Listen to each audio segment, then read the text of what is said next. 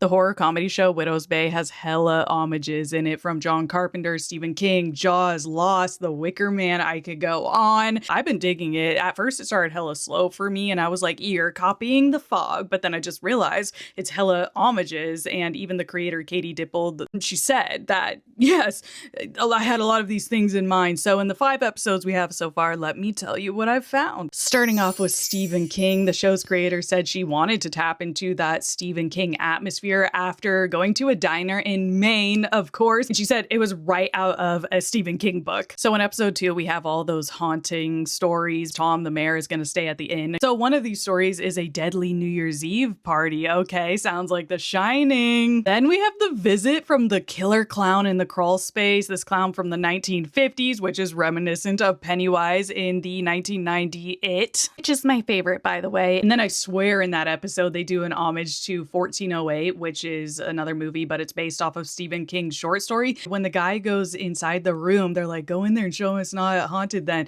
Then he comes out like as if he's been in there for hella long and not 3 seconds or 10 seconds. And then they make him go in there again. He's like, oh, can I bring food this time? They're like, what are you talking about? And they say you go in for 30 seconds. Then after they open the door, it shows the rooms all fucked up. Then he's like, as if he's been in there forever. So 1408. And then in episode 4, we see a book, a Stephen King book that looks like it might be The Shining. Okay, why do you keep bringing that up? The actor that plays Patricia was saying that Carrie and the Wicker Man were huge influences on her episode 4, where you see her in the tiara, hello Carrie, and the general vibe of this episode with the women that are like hating on her, making fun of her. And I'll get into the Wicker Man in a second. Then moving on to John Carpenter, we have Tom screaming, there's something in the fog! And the tagline for The Fog is lock your doors, bolt your windows, there's something in the fog. So the character Wick said that the fog took him when they were talking about Shep, the guy in the beginning that got on the boat. Also, Wick tells this story about the revenants of doomed sailors from the SS Mary, which was a ship that crashed on the rocks of Widow's Bay after the mayor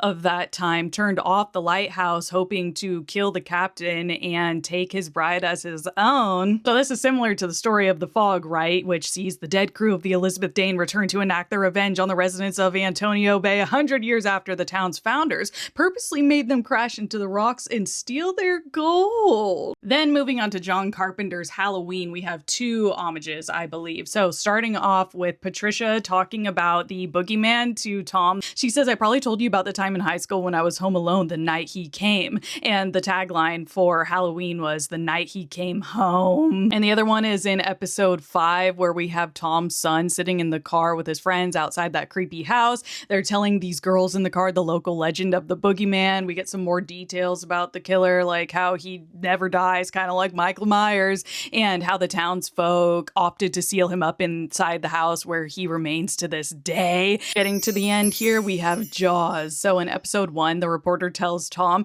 I honestly don't understand why this place isn't Martha's Vineyard, and the movie Jaws was actually shot at Martha's Vineyard, and the show in general is inspired by Jaws. The creator said that she wanted to draw from the feeling of panic from Jaws, and yeah, I think she did a good job. You have Tom, the mayor, who hella wants tourists. He doesn't want to close down the beach. He doesn't close down the port after Wick's freaking out about Shep in episode 1. We have the cursed ocean, like the inaugural swim episode when he's swimming out in the ocean. And it's just, yeah, reminiscent of the mayor in the Jaws. Next, Lost, the TV show. So 2 potential homages. In episode 1, we have a reveal of a basement at the end of the episode with like an electric chair in it. And I was reading in an article that the music that plays in that moment is like Lost coded. And the other moment is in episode 2 when you have that welcome video playing at the inn with that guy that just walks off for like an awkward amount of time and he never comes back after asking, do you want a tour of Widow's Bay? Yeah, people said that's Lost coded, and it kind of reminded me of Get Out a little bit. And lastly, the Wicker Man. So in episode 4, Patricia's episode, which is probably my favorite so far, we see that bonfire at the beach, right? Everyone's walking into the water because they're like under a spell or whatever. And then we see that burning structure that just reminds you of the structure in the Wicker Man. And that's pretty much it, other than at the end of that episode when the book turns into like a Necronomicon. I guess it's actually a grimoire. What else? What am I missing? Let me know. Or if I got something wrong, please.